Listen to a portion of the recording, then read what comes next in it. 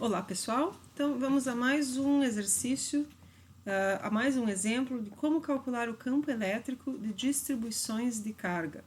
Nesse caso, eu convido vocês a fazermos juntos o exemplo do disco. Então, o que é um disco? Um disco é uma superfície que tem carga distribuída sobre a superfície e nesse caso, em especial, nós vamos considerar a carga distribuída por toda a superfície do disco de forma uniforme. Isso pode ser diferente, mas num outro problema faremos então esses detalhes. Veja bem, nós não precisamos partir do zero considerando o campo elétrico de uma única carga nesse caso, porque nós já sabemos como se comporta o campo elétrico de um anel que nós acabamos de calcular. Se nós tivéssemos aqui um único anel que tem uma certa dimensão, digamos aqui um dy, certo? Esse anel ele tem um campo elétrico que aponta na direção x, a gente já sabe disso, né? Porque as outras componentes do campo se anulam. E esse campo aponta na direção x, eu já não preciso mais considerá-lo como um vetor, eu já sei que ele aponta naquela direção, eu posso trabalhar somente com o escalar. Veja, a quantidade importante aqui, que é completamente diferente do anel, é que aqui nesse disco eu não tenho só um anel, mas eu terei vários anéis. É como se o disco fosse composto por uma infinidade de anéis com raios distintos. Eu posso ter anéis com raio muito pequeno, que estariam aqui no centro, e anel com o maior raio, que é o raio total, que eu vou chamar de R, certo? Então, quem é a variável aqui no meu problema? É o y. O y não é mais uma constante. No problema do anel, eu tinha o raio do anel constante, agora eu não tenho mais. Consequentemente, essa dimensão R também não é constante, mas ela depende desse valor de y. Então, como é que a gente resolve o problema? Veja, eu preciso da mesma forma definir como está distribuída a minha carga no anel. A quantidade de carga de cada um dos anéis é um dq, que pode ser escrito como sendo a densidade superficial de carga sigma vezes uma unidade infinitesimal de área. E essa unidade infinitesimal de área, no caso do anel, tem que expressar o tamanho desse anel, que significa o seu perímetro, ou seja, 2π vezes o raio, que é y, vezes essa dimensão do dy. Assim, quando eu integrar o meu dy, essa quantidade inteira aqui se transforma na área de um disco, que é πr ao quadrado, ou πy ao quadrado. Certo? Então, essa é a parte mais importante desse problema, mas resolvido isso, o problema é muito simples. Então, nós podemos partir da informação já conhecida do campo elétrico de um anel, que resolvemos no problema anterior. Ou seja, 1 sobre 4πε0, x, que é a distância até o ponto P, o valor da carga do anel, que nesse caso é um dq, né? E dividido pelo x ao quadrado mais y ao quadrado na 3 meios. Vejam que aqui, nesse caso, o y é a variável do problema. Só que o dq não é independente do y, e esse é o fator importante. Eu preciso escrever o meu dq, que aqui está em minúsculo, dq maiúsculo, mas é a mesma informação, tá? Então, esse dq, ele tem que ser escrito dessa forma, porque ele varia conforme a quantidade de y também. Então, ao substituir aqui o dq, eu tenho que eu tenho x no numerador, é sigma vezes o perímetro do anel, que depende de y, vezes dy, ok? Então, eu vou passar agora para o meu editor aqui de texto, editor de figuras, e eu vou conseguir escrever com vocês. Então, veja bem, o problema agora, ele já é muito simples, eu não tenho mais que trabalhar com vetor, porque eu já sei qual é a direção do meu campo elétrico, eu já sei que ele aponta na direção x, certo? Então, é simplesmente fazer a integral dessa quantidade aqui. Veja, vou integrar o meu campo, então eu fico com o campo que aponta na direção x. Vamos ver, tudo que é constante vai passar para fora da integral. X aqui é constante, sigma também é constante. O 2π, por conveniência, o π eu posso deixar fora, mas o 2 eu vou deixar dentro da integral por simplicidade, vocês já vão ver por quê. Então, isso aqui vai ser, ó, x vezes sigma vezes o π dividido por 4π epsilon zero. E aí, dentro do parênteses, eu não vou mexer, porque eu tenho um y somando, não posso, né? Então, eu vou agora a minha integral. E essa integral, ela varia. Bom, já vamos falar sobre os limites, né?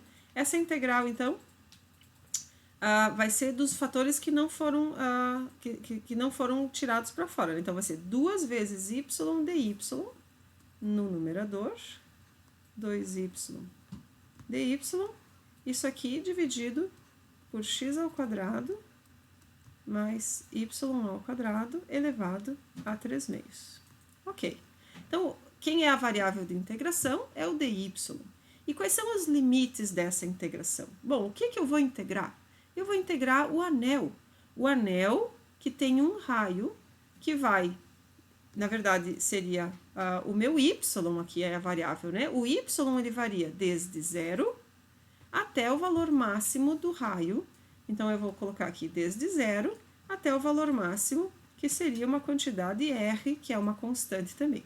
Vejam aqui, é muito importante não chamar esse valor R de y ou y de R, porque o limite de integração não pode ter o mesmo nome da variável, para evitar confusões.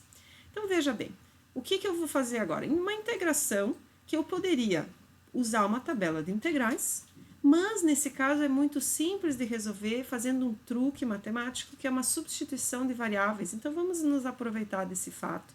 Se eu considerar que, veja, se eu pegar x ao quadrado mais y ao quadrado e chamar de outra coisa, tipo u, certo? Eu vou dizer que u é igual a x ao quadrado mais y ao quadrado. Então, quando eu derivo essa expressão, eu tenho o meu du. E du, quem é variável aqui é o y, né? Então, ao derivar x ao quadrado é 0, eu fico que é igual a 2 vezes y dy. Olha só. Então, vejam que aqui em cima, ó, eu tenho 2y dy e ele se transforma em du. E na parte de baixo eu tenho o meu u, que é x quadrado mais y ao quadrado, e só falta elevar a 3 meios. O que falta agora é substituir os limites de integração, e assim a gente facilita o problema, não precisa a gente retornar para o início, né? Então, eu já vou substituir os limites. Veja bem, quando o meu y é igual a 0, quanto fica o meu u? O u vai ser igual a x ao quadrado. E quando o meu y for igual a r, que é o valor máximo, o meu u vai ser igual a x ao quadrado mais r ao quadrado. Pronto. Nesse caso aqui, ó, agora eu vou escrever aqui embaixo, eu vou reescrever essa expressão usando os novos limites de integração. Então, o meu campo, que aponta na direção x, ele vai ser igual a x ao quadrado, é só x. X vezes sigma vezes π, dividido por 4π epsilon zero. A integral agora vai ser do limite menor, que é x ao quadrado, até o limite maior, que é x ao quadrado mais r ao quadrado. E aqui fica u elevado a menos 3 meios, ou se eu colocar 1 sobre u elevado a 3 meios, que dá na mesma, né? Porque quem estava dentro do parênteses aqui é o u, vezes du. Pronto.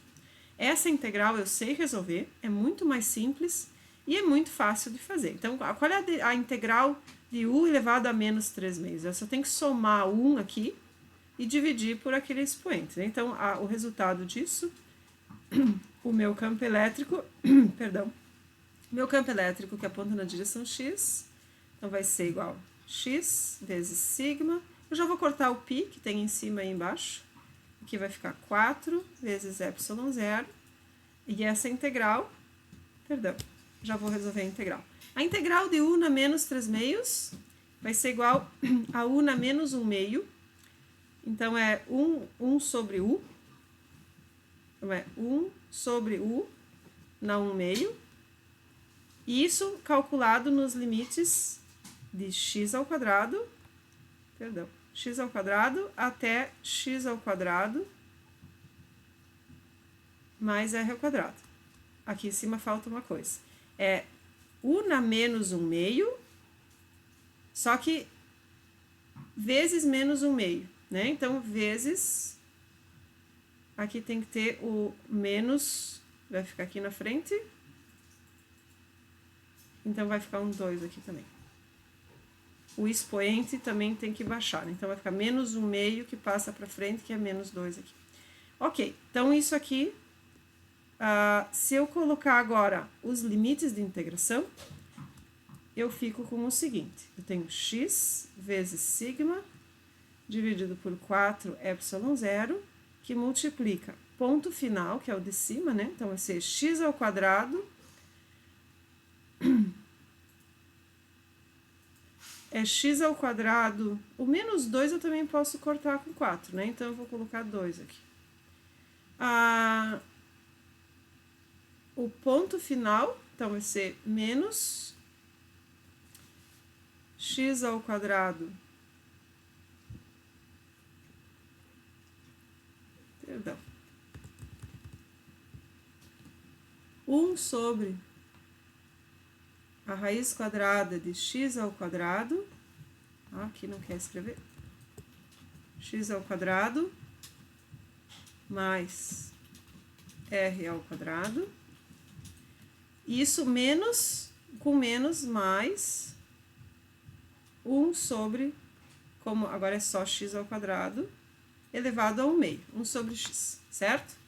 Então, ao fazer isso, eu posso também inverter agora e simplificar o meu problema, mas assim a resposta já está completa. Então, só para simplificar, eu vou escrever aqui embaixo.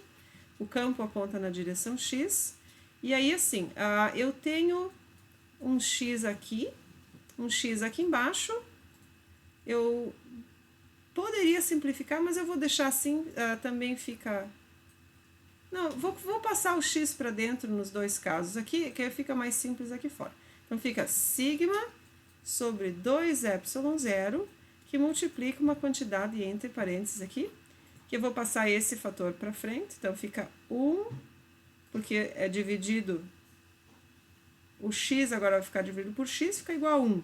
E esse fator fica x sobre x ao quadrado. Então, 1 menos x dividido por x ao quadrado mais r ao quadrado na raiz.